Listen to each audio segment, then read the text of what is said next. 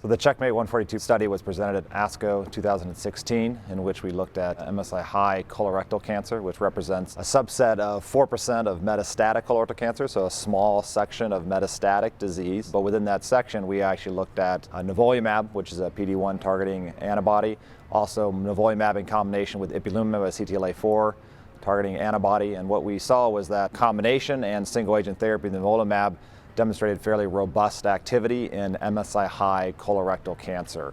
And so with monotherapy with Nivolumab, which is the largest cohort study, so 70 patients studied, we saw that response rate was about 25% and the stable disease rate was 30%. I think the thing that's most exciting about the data is that both the stable disease and the responses were durable. So we saw durations of stability and response that went out, for a long period of time, over a year. So at 1 year out, about 46% of patients were free of progression on single-agent Nivolumab monotherapy.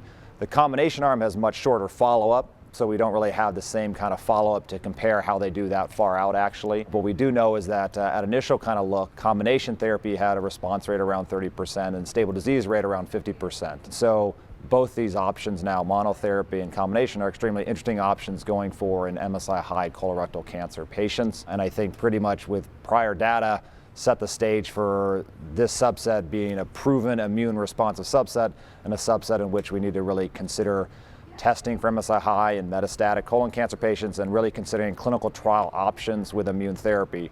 In time, I think this data and other data will potentially lead to indications in the MSI-high colorectal subpopulation, but for now, there's still clinical trials that are available, and that's really what I think practitioners should be looking for and patients should be asking about.